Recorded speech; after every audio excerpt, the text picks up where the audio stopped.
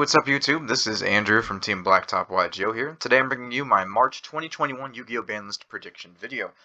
I know the upload schedule is a bit irregular and it only ever happens every couple of months, but might as well keep the channel alive for a little bit, am I right?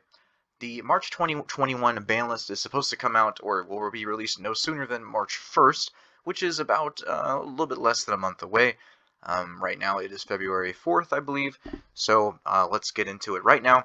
The two best decks, I think, are definitely going to be Drytrons and Virtual World, although at the most recent competitive, although unofficial event, the LCS 3v3, Dragon Link topped, and I only think like maybe one, not very many Drytron lists, or I'm sorry, Virtual World lists top that event. However, it is one of the best decks, being able to easily make True King of all Calamities and some other stuff as backup. They have their trap card. It's a pretty good deck. It's a pretty good deck. Some other notable mentions right now are basically anything with Eldritch in it. We have Zodiac Eldritch, we have Zodiac Tri-Brigade, Bird Up. That Lyrilusk Tri-Brigade deck is pretty cool. It's probably one of my favorite decks of the format. It's very interesting. And just like invoked stuff, or invoked Eldritch, any sort of Eldritch variant is pretty good right now. Dinosaurs are also really good. And so I think the next ban list is going to actually, I do believe it's going to actually address the problems with the meta, because the problems that we have in the meta right now are problems that have been problems for a very long time. And I know some of the best decks right now, VW and Drytron, they are very new and fairly recent decks, but I think they actually are going to get hit. That may be wishful thinking, but anyway, here we go. Here is my prediction list. So starting off, I think True King of all Calamities is finally going to get hit. This card has been around forever, and it's been doing stupid stuff. Eldritch could make it, Dragon Link could make it, all sorts of decks can make this card, but Virtual World makes it super easily and can make it, twice, even 3 times if they spin it back. It's a stupid card. It's a quick effect, so like you can play around impermanence and other hand traps. It's a stupid card, and even if you hit Calamities, Virtual World can still do some pretty cool things. They can spam rank 9, or they can spam synchros and rank 9s and all that stuff. So I think a Calamities hit would be okay, even for the health of a Virtual World. Besides, Virtual World did get some new supports. They may be a little bit more prolific now. I don't know. And that might be the only thing against hitting Calamities, is that they did get some more support. But I think everybody can agree, and I think Konami will also see that this card's been around forever. Not forever, only about like 4 or 5 years, but it's probably time for this thing to go. Next up is going to be Cyber Angel Ben 10 to 1 or 2. I wasn't quite sure. I think 1 makes more sense, but when does Konami do stuff that makes sense? Exactly. This is going to be a card that basically, this is basically like why Drytron is oppressive. But if you hit this card to 1 or 2, Drytron becomes a lot more fair. I don't think any of the Drytron main deck cards, the Drytrons themselves, are especially broken. And I think this is going to be a great hit coming up, especially now that we know that Drytrons are getting a rank 1 Xyz monster in, I believe, Lightning Overdrive, I want to say. And it's like an Omni Negate, I'm pretty sure. I'm not exactly sure what it does, but I know it's really good for the deck. And I think hitting Ben 10 and allowing them to have that new card is still going to make them competitive, and they're still going to be able to do some good things. But now they're going to be in a more pure variant, and I think I think the deck's going to be more fair. It will still be powerful, probably, yeah, but it'll definitely be more fair. So if we hit Drytron and Virtual World, the next best deck is going to be basically anything with Eldritch, like Zodiac Eldritch, stuff like that. I don't think and the Guard Dragons, the Dragon Link deck. This deck has been around forever. Not forever, but it's been around for a while, and it has gotten hit a lot since its first inception.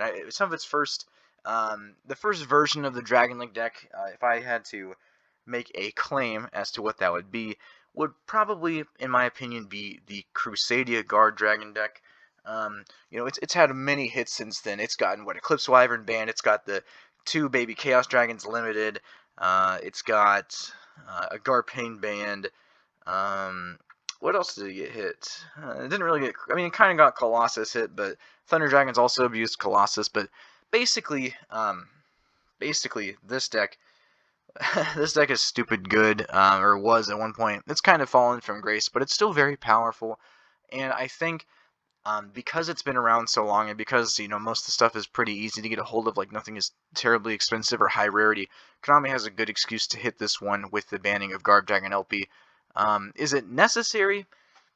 I don't know. I mean, Dragon Link is almost a welcome, like an old welcome friend at this point if you play it in this format. If you're sick and tired of playing against VW and Drytron, but I still think, to be fair and to usher in sort of a newer meta, LP needs to get hit. And also, like I mentioned, anything with Eldritch in it, either Sanguine, Eldland, or both, probably are going to get hit. I would imagine not both. My best bet would be Eldland. But I don't know. I don't know what's going to happen here. The deck has been around for almost a year now, and I think what may happen if nothing gets hit, it's going to be like the next Sky Striker type deck where it is playable and is meta competitive for like 2 years after it's released, and then finally like it gets killed on the ban list. But hopefully, fingers crossed that doesn't happen. Hopefully we hit Scarlet Sanguine, or Konami hits Scarlet Sanguine or Curse Eldland, something to at least hurt the deck a little bit. I mean, it's super annoying to play against. We're in a very, I would say, control-oriented format right now. It's very slow, so like, not a whole lot of crazy combo decks going on. I mean, I guess you could call Drytron a crazy combo deck, but it's just sort of like luck of the draw. You basically have an in board you want to establish, and you just do anything to get there. So it's not necessarily, a combo heavy format. And I think we have some of our options for back row removal back. Like Harpy's Feather Duster. We have Lightning Storm, which is super powerful. But Red Reboot's gone, and Red Reboot is is a great card against Eldritch. But since it's a 1, Eldritch is kind of prolific right now, and you can splash it anything. It basically is Sky Striker, where you can put it in anything. Zodiacs. You got Invoked Eldritch, you got Invoked Shaddoll Eldritch, Dogmatica Eldritch. It's stupid, bunch of stupid stuff. Speaking of Dogmatica stuff, I don't think they're going to hit any of that right now. They may hit some Invoke stuff. I doubt it. But I don't think they're going to hit any of that stuff right now. I don't think we're going to worry about that. I think Eldritch is the thing to hit, especially seeing that the other best deck of the format that came out in this set that it came out in, Adam Emancipators, has been hit multiple times on the list with Black Dragon and Link Cross, stuff like that. So I think Eldritch is finally going to get hit on this ban list because it will have been about a year since it's been released. So in all fairness, it's probably going to get hit. The next thing are Dinosaurs. Like, for goodness sakes, this deck, in its current form, has more or less been around since 2016 with its wave of support then. UCT is a heck of a card. Is it an unfair boss monster? Boss monsters I don't think are, by themselves unfair, but getting to them super easily and not being able to interact with them, which is what Miscellaneousaurus allows for, that is kind of stupid in my opinion. Miscellaneousaurus is such a great all-around card, especially when you play 3 copies of it for a deck. And although people, kind of want to defend Dinosaurs, saying, hey, look, it's not combo, it's not control, it's like an aggressive deck or whatever, and so that's good for the format. Well, here's my reasoning, right? Here's my thinking for why some of these cards, either Fossil Dig or Miscellaneousaurus, or both, will probably get hit, or should, at least in my opinion, get hit. Okay, think about it, right? Dark Warrior, or just the warrior type in general, has their Rhoda limited to 1, okay? Their Armonite, their Dark Grepher are both limited to 1 each, okay? They don't have anything that special summons from deck. I mean, I guess you could say that the Isolde special summons from deck, but those cards are limited, whether on the Forbidden and Limited list or by their card design. Fossil Dig and Soulating Oviraptor are both Rhodas. Fossil Dig is also Foolish Burial, so like the deck has all of its broken cards at 3, okay? And I think people are kind of tired of seeing this be one of the best decks. Like, Miscellaneousaurus doesn't allow for interaction, kind of, annoying along the same lines of Calamities, which doesn't allow for interaction. Or, I mean, Calamities is worse, obviously, but Miscellaneousaurus is kind of a floodgatey type effect, which is, unfair. I mean, it's good if you go second, but, like, when you go first and, like, Dinosaurs are going to make some stupid broken board, which can protect against things like Nibiru and other stuff, it's kind of unfair. So I think the better option here, or at least the more fair option to Dinosaur players, is to hit Miscellaneousaurus to 1. That way you don't draw it as easily. You have to spend your Fossil Dig searching for it instead of something else. and plus, if it gets hit somehow, you know, it's more fair that way. So, Miscellaneous Source to 1 would be my personal pick, but either one of these could probably get hit to 1 and it'd be okay. But Miscellaneous Source would probably be the way to go. Next up here, I think, so this is for the unlimited stuff, or the stuff that's coming, up from where it is right now. Electromight, I think Electromight will actually get limited instead of just being banned here, because they did get some support in Blazing Vortex, or they will be getting, I should say. The set technically releases today, so yeah, they have support in Blazing Vortex. Phantom Knights, whenever they got support in Phantom, or what was it called? Phantom Rage, yeah, Phantom Rage, whenever they got support in that set, Rusty Bardiche came off the list, and I think it's finally time to unban Electromight. It's time to let Electromight go, and just see what happens with heavy or with pendulum based decks. You can always hit it again. It's a pretty easy target for negation and other stuff like that. And at this point in time, I understand that Konami is afraid of any sort of pendulum based strategy. In the past, Outperform, Age, wreaked havoc, dumping 5 monsters from hand. But Master Rule 4 and subsequently 5 have corrected this issue, and I think Electromight is fine. I just want to play Pendulum Magicians again. To keep Astrograph banned, of course, but Electromight's probably fine to come back.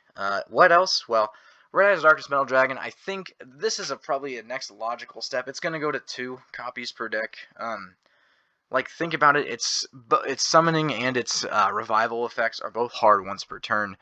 It's not as good as it once was due to its errata, and I think that even if you had this at 2, Dragon Link decks would probably just only play their Dark Metal Dragon at however many copies they're playing it currently, and just play 1 of this. It wouldn't be that good anymore, so I think Red MD will probably come to 2, and then the list after that it'll be unbanned. But I don't know. That's just my thought there. Finally, True King's Return is going to come to 3, but that's not really important. It went from 1 to 2, and it's going to come to 3. True Kings or True Dracos haven't done anything, so yeah. And that's all I've got for it. So what do you guys think this is going to happen on the March 2021 ban list? I think these are some pretty good predictions. I think they're pretty easy to predict. The only issue I might have with my list is that the decks VW and Drytron are fairly new, so I don't think they might hit them just quite yet. Although people thought Calamities might have gotten hit last list too, due to the popularity of it with the VW deck then. I'm not sure. What do you guys think? Tell me down in the comments below. Please like and subscribe if you enjoyed the video, and thanks for watching. I know we don't upload often. I know the schedule is irregular, and I just do it when I want to, but sometimes it's just a hobby, that's what I gotta do. Anyways, I'll see y'all later. Peace out.